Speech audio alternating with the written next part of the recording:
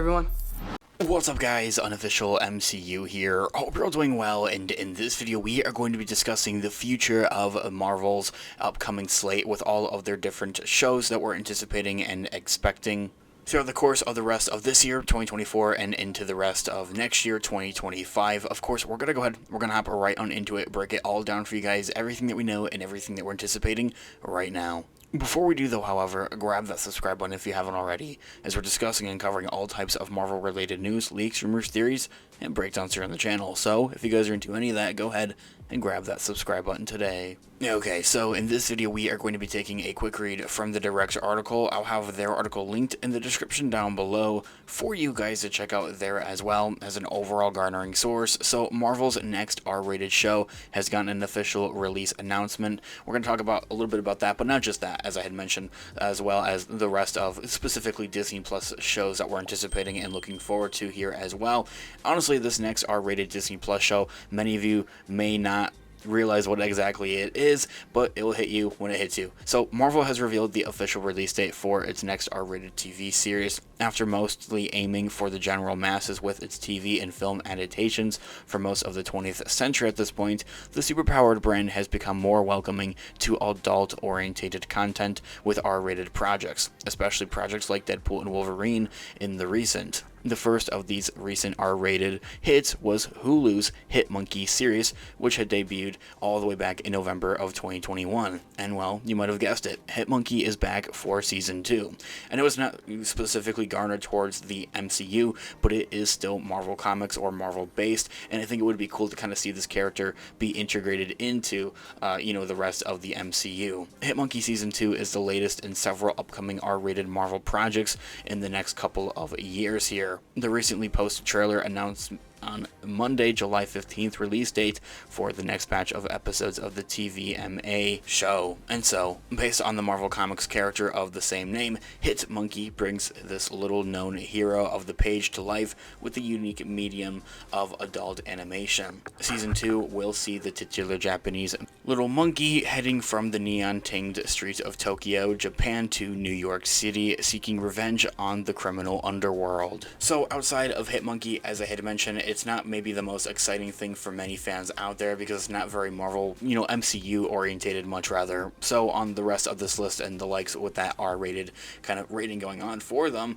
is of course the obvious now out Deadpool and Wolverine. It gets the honor of being the first MCU film to actually officially be graced with an R rating, keeping it in line with past movies led with the Merc with a Mouth, also bringing Wolverine into the MCU. Not only will Ryan Reynolds' next movie bring the F-bombs, crazy kills, and crude comics that the Deadpool movies have been known for, but it is also set to bring back a number of other familiar faces from the Fox era of Marvel movies like Sabretooth and Toad. And of course, as I had mentioned, Deadpool and Wolverine is out now at the time of recording and publishing this video. I'm actually going to see it in just a couple of hours. Next up on the list is Marvel Zombies, which is one that I think that some fans out there kind of forgot about. This was officially confirmed and announced back in 2022, I do believe, at the Comic-Con San Diego Hall H panel for Marvel Studios. And so at the time of recording and publishing this video, today is the day that Marvel Studios is holding their next Hall H panel at San Diego Comic-Con.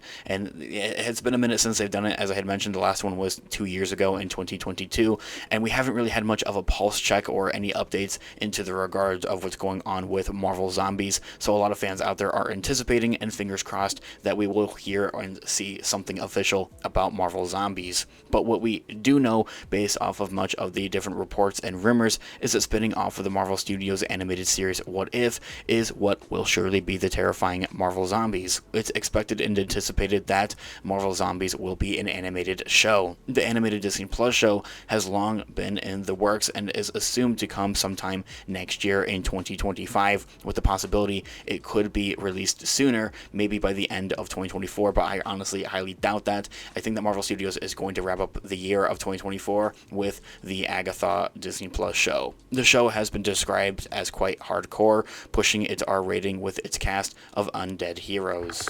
And so, as I had also kind of touched on and mentioned there as well, Marvel Zombies' exact release date and plot specifics have been quite really just kept under wraps, and nothing has really been heard of.